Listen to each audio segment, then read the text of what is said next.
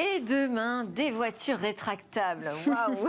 Ça pourrait grandement faciliter, en tout cas, la vie des automobilistes qui cherchent désespérément une place de parking. Oui, Cécilia. effectivement, c'est une innovation que je vous présente aujourd'hui qui vient d'Israël, d'une start-up qui s'appelle City Transformer. Ça fait un peu penser au blockbuster et des voitures qui se transforment comme ça en personnages. Alors le but, vous l'avez dit, eh bien, c'est de gagner de la place en manœuvrant en centre-ville, parce que c'est quand même assez compliqué pour les automobilistes. Et alors, donc c'est quand on fait son créneau, c'est ça? Et non, alors je sais que vous allez être déçus, mais la voiture est déjà assez courte en fait pour faciliter votre créneau quand vous êtes en ville. Ici, le mouvement se fait sur la largeur de la voiture, ce qui veut dire que ça va faciliter votre manœuvre quand par exemple vous allez vous garer en épi ou en bataille. En fait, l'idée c'est de s'insérer entre deux voitures côte à côte pour vraiment optimiser la manœuvre en ville. Alors on a vu des images, mais elle ressemble à quoi cette voiture? Un petit peu à une voiture à la Twizy de Renault. En fait, c'est une petite voiture électrique. Elle fait 2,5 mètres de long et puis 1,4 mètres de large. Son autonomie, c'est entre 120 et 180 km. Donc, c'est un vrai modèle de voiture qui va être opérable pour tout le monde. Il n'y a pas beaucoup de place, par contre. Une seule place à l'avant, une banquette à l'arrière. Donc, on peut mettre 2 ou 3 personnes si on met 2 enfants à l'arrière.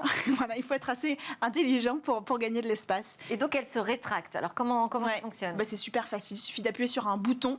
Et là, en fait, le châssis va rentrer à l'intérieur de la voiture. Les roues vont se placer quasiment sous la carrosserie de la voiture. Et ce qui est assez fou, c'est qu'on peut faire ça pendant qu'on roule. Vous l'avez vu, pendant que la voiture est en mouvement, le châssis va se rétracter. C'est possible parce que le châssis est sur une espèce de plateforme qui est indépendante de la carrosserie. Donc, il peut y avoir ce mouvement qui va glisser comme ça, ou pour se rétracter, ou pour s'ouvrir, sans gêner la conduite de la personne. Et on gagne du coup beaucoup de place, parce qu'elle fera plus que 1 mètre de large, cette voiture. Donc, on gagne à peu près 40 cm, ce qui n'est pas négligeable. Alors, on aurait pu aussi imaginer fabriquer des voitures d'1 mètre de large directement. Oui, mais on ne peut pas, parce qu'il y a un problème d'équilibre. Les roues sont trop rapprochées, ce qui veut dire qu'on réduit la vitesse de déplacement. Donc c'est vraiment pour le moment où on va se garer, on ne peut pas dépasser les 40 km/h.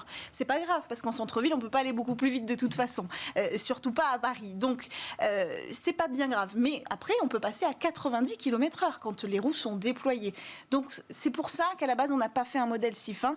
C'est pour pouvoir permettre à cette voiture d'être utilisée partout, pas seulement pour manœuvrer. Alors il faut quand même le préciser avant de terminer, c'est que c'est pas les premiers en Israël à avoir eu cette idée de voiture rétractable. Il y a déjà une société en Pologne, la société Trigo, qui avait pensé à ce modèle de voiture rétractable sur la largeur. Ils ont dévoilé il y a 2 ans leur projet. Pour l'instant, on ne le voit pas dans nos rues, a priori. Donc on va voir si la société israélienne arrive, elle, à passer ce cap. Elle a des belles ambitions. D'ici 2022, pour la société, la voiture roulera dans les rues d'Israël. D'ailleurs, on dit déjà que l'industrialisation a débuté. Elle aurait commencé en Allemagne. Très bien, merci beaucoup Cécilia. Et bien voilà, c'était Smart Tech. Merci à tous de nous avoir suivis à la télé, sur le web ou les réseaux sociaux, peu importe. On vous donne rendez-vous demain avec Cécilia pour le rendez-vous dans l'espace Smart Space, et puis aussi avec moi pour une grande interview. On va vous emmener faire un voyage au bout d'un like dans cet enfer numérique, autrement dit l'empreinte écologique du nouveau monde numérique dans lequel nous vivons. En attendant, je vous souhaite à tous une excellente journée.